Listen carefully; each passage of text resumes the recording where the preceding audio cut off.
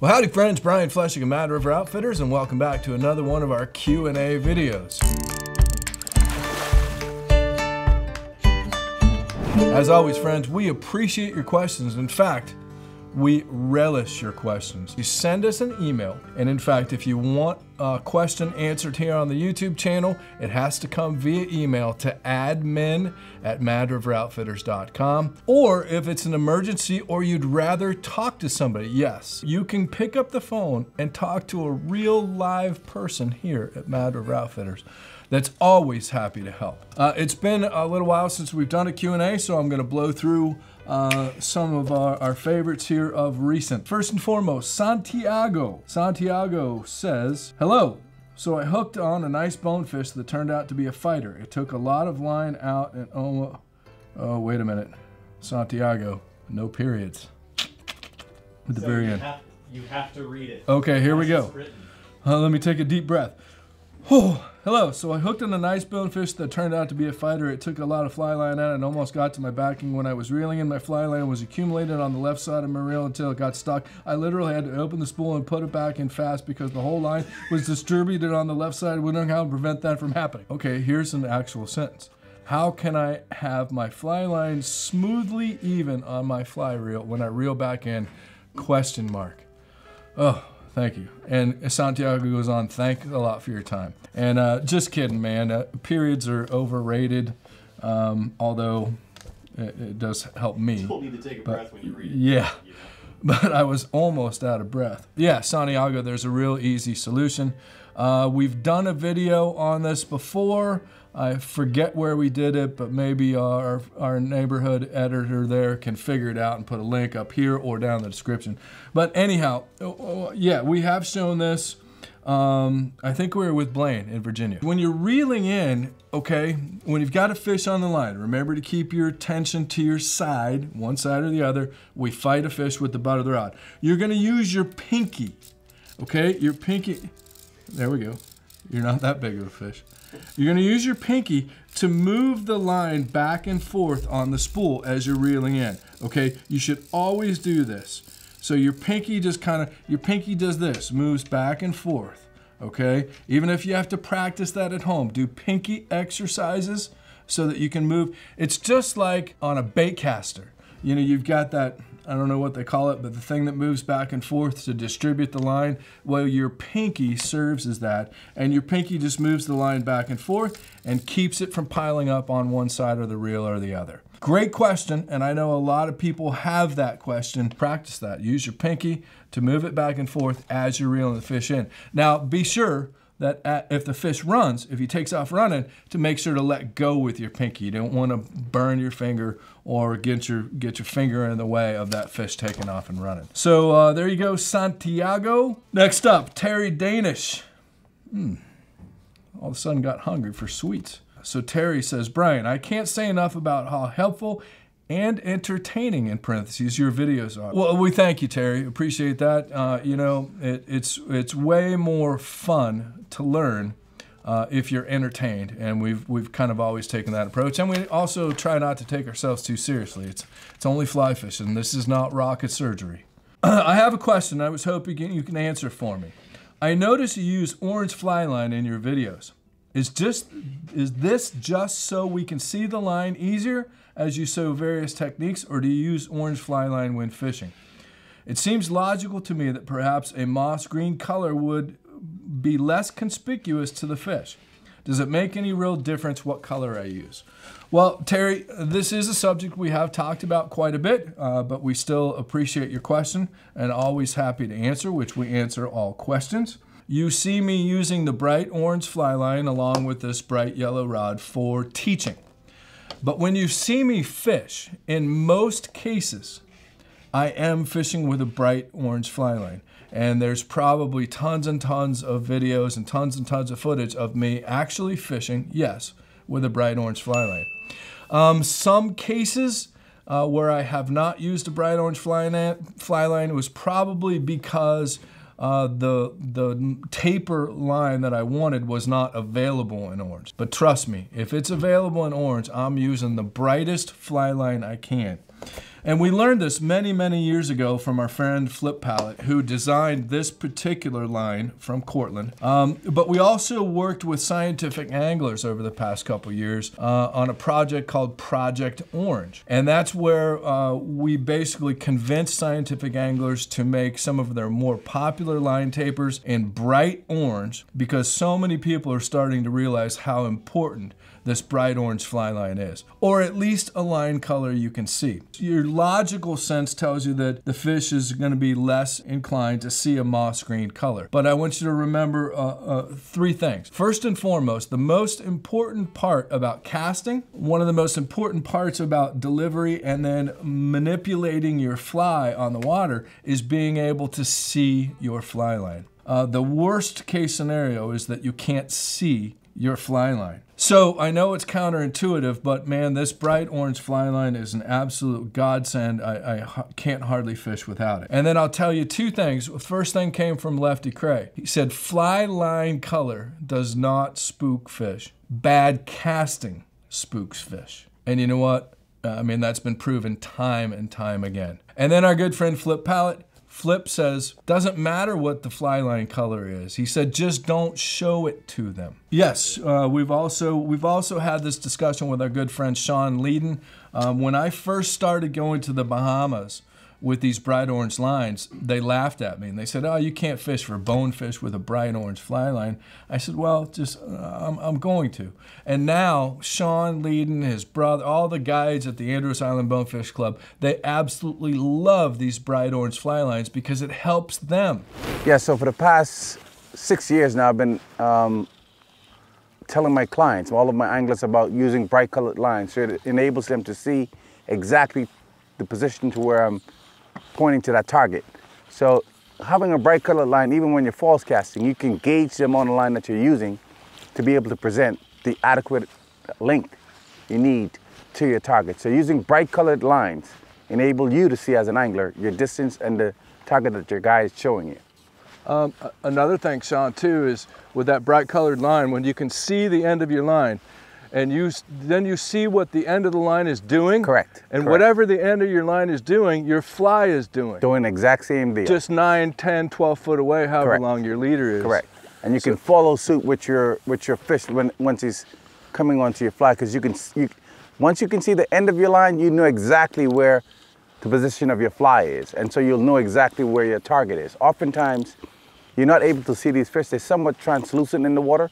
But the moment they begin to follow your fly, you can see that shadow start to, follow behind your line. So you'll see that. Yeah. That's important. Last thing I want is a clear fly line. No, you don't want to use that, man. No. You don't want to use that.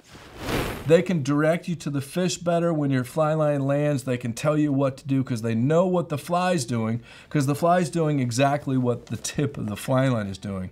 And if they can't see the tip of your fly line, there's no way they can know what the fly is doing. It's kind of a double-edged sword. If you're a really bad caster, having a bright orange fly line will probably make you a better caster and a better angler. But you better strive to become better, because you don't want to show them the bright orange fly line. I'm not proposing that the fish don't care. I'm just saying that this helps me so immensely, I just don't ever show it to the fish. Terry goes on to say, thank you for all Mad River does for all of us. Well, thank you, Terry, and thanks to all of you. We couldn't do this without you. So, let's jump right in. Wayne Vartabadian. Sorry if I'm sure I butchered that. Wayne says, Wayne from Long Beach, New York, not the fly fishing capital of Long Island, but we visit the upper Delaware County, New York often. Great fishing there. My question is, how many knots do I really need to know? Can 1 or 2 get the job done? As a newbie, it's a little intimidating, and I am hoping to simplify the learning process. Wayne Vartabadian. I think I said that right. All right, Wayne. Yes, as a newbie, there's one simple connection, and there's basically 2 or 2.5 knots that you need to learn. That's it. Do not be overwhelmed. And I know you go to a lot of these beginner classes and they try to teach you 6 or 8 different knots, and it's not true. The first connection you need to know is you need to know how to attach a leader to the tip of your fly line. And as a beginner, we always recommend that you stick with loops. A lot of fly lines come with a welded loop in the end, and for simplicity, because you are gonna have to be changing leaders fairly often, just do a loop-to-loop connection as a beginner. If you wanna learn a different way and sometimes better way to do this, we'll get to that. Plenty of videos, we'll talk about that more in the future. But please know there's a right way and a wrong way to do this. Okay, you must go line through leader. So you put the fly line through the loop in the leader first. A lot of people, and it's amazing to me how many shops we get these outfits, you know, the entry-level outfits that we sell, and they do it the wrong way. They go leader through line, and for some reason that's everybody's inclination to put the leader loop through the line first, and that is absolutely wrong. That creates what's called a girth hitch or a cutting hitch, and it will cut right into that loop on your fly line. Do it the right way. Line through leader, and then you simply take the leader and come through the loop in the line. Pull the leader through, even if it has knots in it, like mine does, you can do that, and then you're gonna get a perfect handshake looking square knot connection. So it's not even a knot, it's a simple connection that a kindergartner or less can easily do. Hello? Somebody calling in with a question. See, we appreciate that. We appreciate the calls. We appreciate your questions. And then you need one knot to attach tippet. When you cut back a leader and you're adding a fly, you get one fly caught in a tree, you're shortening your tippet. At some point, you're going to have to add some tippet to your leader, and you want to use a knot called a surgeon's knot. Super simple. It's easier than tying your shoes. It's an overhand knot twice. We do, of course, have a video on how to do it, probably linked right there. And if you can't see that on your device, go down into the description below me and there's a link to our video on how to tie the surgeon's knot. Then to attach your fly, you need a clinch knot. Super, super easy. Come through the eye 5 times around and then through that original loop right next to the eye of the fly. Could not be easier, okay? Remember that we use clinch knots and not the misnamed improved clinch knot. And then another knot that you may want to learn, and that's called the non-slip loop knot. A non-slip loop knot puts a loop right next to your fly and can allow for greater mobility. We use non-slip loops for a lot of, say, streamers or bait fish where we want a lot of action. For standard dry flies, nymphs, and just basic, say, bluegill fishing, a clinch knot is fine. But again, there's a link to the clinch knot. There's a link to the non-slip loop knot. If you can't see it there, click down below me and you'll see it there. So we've got one simple attachment. We go line through leader, leader through line. Remember that. The surgeon's knot, overhand knot twice for adding tippet. We're going to use a clinch knot and occasionally a non-slip loop knot. So there you go, Wayne. Super easy. Fly fishing is not as complicated. It's not brain science. All right, one more. And this is actually pretty important. Jake Powers from Auburn, New York says, "Hi, I need some help. I recently bought a sinking poly leader to use for streamers for trout. I've been fly fishing about a year and I've watched a ton of your videos." Awesome, Jake, thanks. "My question is, do I build a leader similar to what I've seen used on sink tip or full sink lines? I'm using a 6-weight fly rod if this helps you answer my question." Actually, Jake, no, it doesn't. Doesn't matter what weight it is. But the answer is absolutely not, okay? The leader formula that we have shown you for sinking tips and sinking lines, let's review that. We go with a 2-foot butt section, and the stiffness of that butt section is determined by the 6-weight, okay? If we were building a leader off of a sinking tip fly line, I would need to know that you're fishing a 6-weight. And in addition, I'd need to know what the taper of that line is, because it can make a difference as to what diameter and maybe even what stiffness of material I use. Let's jump ahead. Your 1-foot tippet Of course, that's dictated by the fly and to a certain extent, the fish that you're fishing for. It's got to have the rigidity to turn over the fly that you're fishing, and it also has to survive the fight of the fish. And then your 1 foot midsection splits the difference diameter-wise. Could not be easier. A 2 foot butt section dictated by your fly line, 1 foot tippet dictated by the fly and the fish, and a 1 foot midsection splits the difference of those two, and there's your sinking line leader. Never changes, okay? But this, a Versi leader or a poly leader like you bought is not a sinking tip. Again, people try to talk you into or sell you this bill of goods that, oh, you don't need to buy a sinking tip, just get one of these and it's an instant poor man's sink tip. Well, it's not. It's a floating line with a sinking butt section, okay? This poly leader or this Versi leader is the butt section of a leader. It'll tell you how long it is. Just so happens this is one of the Versi leaders. I just grabbed this from Rio, and it's a 7 foot butt section. So you basically need to add tippet or transition and tippet and then tie on a fly. Okay, so let's say you wanted a 9 foot leader. You're going to add maybe a foot of transition and maybe a foot of tippet to make this a 9 foot leader. This is not a sinking tip. So you basically need to add just tippet or transition and tippet. And the way you do that is you need to know a lot of these poly leaders have an exposed core. So in other words, you'll have this monofilament connector out front. Rio does put a perfection loop in theirs. Airflow poly leaders do not come with a perfection loop. It's just a straight piece of mono, which is the core, the exposed core of the leader. So you must know what the diameter of this core is. This is so critical, and this is where so many people fail with these leaders. Okay, you need to know what the diameter of this core is. And one way of doing that is measuring it with a leader gauge. And since leader gauges are nowhere to be found in the fly fishing industry and haven't been for 5 or 7 years now, good luck with that. We're working on having some made. It's a struggle. Nobody wants to do it for us.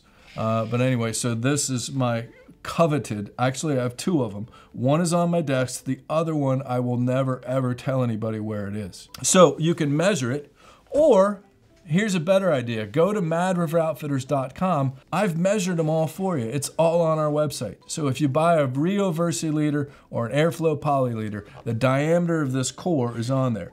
So if that core is, say, 13 thousandths, well, you don't want to just loop on 3x. Okay, 13 thousandths to 3x is going to create a hinge. So you would want to put in a transition piece of, say, maybe 0x and then 3x tippet. You don't want to create a hinge there. That's just going to flop around like a wet piece of spaghetti. So you've got to continue that taper to a certain extent. You can't add a 14 thousandths tippet because you can't ask 12 thousandths to turn over 14 thousandths. Remember this from some of our early videos. You can't ask a skinny kid to push a fat kid. Just life, nothing against fat kids or skinny kids. So great question, Jake. We appreciate that. We're gonna shoot you out a Mad River Outfitters hat and a fly box. We appreciate you being here. I hope that answers your question. I think it does. And of course, any further questions, man, shoot me an email or pick up the phone and give us a call. We're always here to help. As always, friends, thanks for sticking with us today. Sorry for the long-windedness, but it's been a little while since we've done a Q&A, and we're about to hit the road again. We've got a lot of neat stuff in store for you. So thanks as always for being here. Send those questions over to admin@madriveroutfitters.com or pick up the phone and give us a call. Be sure to subscribe to our YouTube channel. That way you don't miss an episode, and it really helps us out. Hit the like button, it makes us feel good, and stay tuned. We've got a lot of fly fishing content coming your way.